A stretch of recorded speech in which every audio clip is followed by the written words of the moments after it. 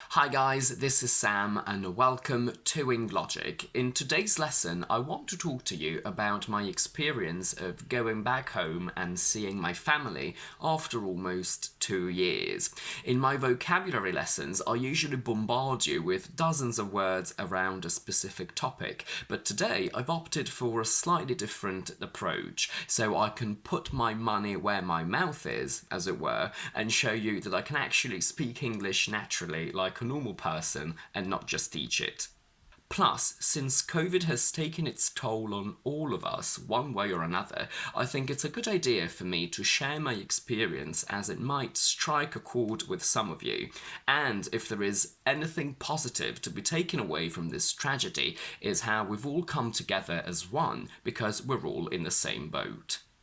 As you may have noticed, I'm using a lot of colourful expressions, but unlike some of the C2 words that I usually teach you, which often appear only in very formal and academic contexts, what I'll be using today is what we actually say when we speak. How did COVID affect me personally?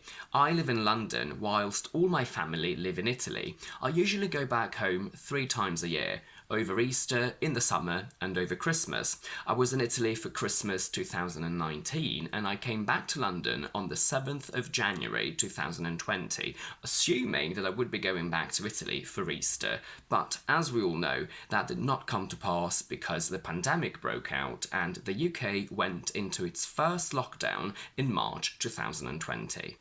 At first, I think we all felt like this whole situation was a little bit surreal, like something that you only see in films, and that it would all be over in a couple of months.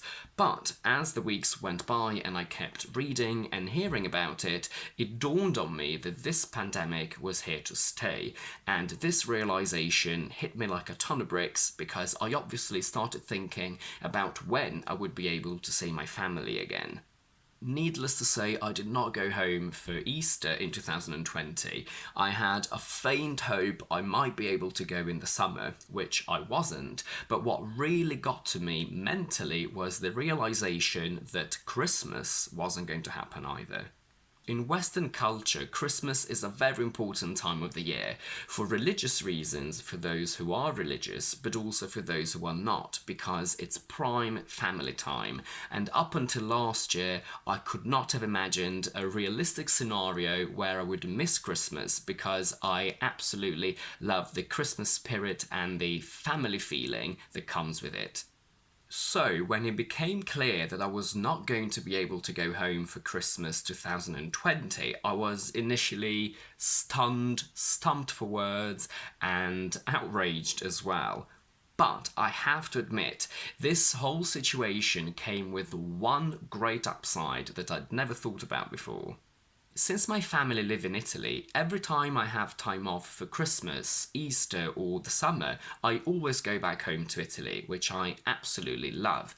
But I never really get the chance to spend some time alone in London, meeting friends, relaxing, or doing all the bits and bobs that accumulate and pile up during the year. For the first time in my life, I spent 2 full weeks on my own, just me, myself and I. I managed to relax, to play PlayStation, to finally start my YouTube channel, and to do all the things that I would not have had time to do in Italy if I'd gone there. So, although the price for this brilliant experience was very high, I have to say that there was a great silver lining to this whole situation for me. On the 19th of July 2021, here in England, we basically went back to full normality. All restrictions were lifted, apart from having to wear a mask on public transport. So I was very excited about potentially going back home to Italy for the summer. But although I was fully vaccinated, at the time Italy was still imposing a 5-day quarantine on anyone coming from the UK because they wanted to contain the Delta variant. On top of that, I'm also a singer, and July and August were when things were finally starting to pick up for me as a performer again, and I really couldn't afford to give up my performances. I was basically performing every weekend, so I could have gone to Italy for just 1 week, which, however, I would have had to spend in quarantine because that was the restriction imposed on me. Plus, Italy still had fairly tough restrictions within the country, so with my family we decided it would be best for me not to go in the summer.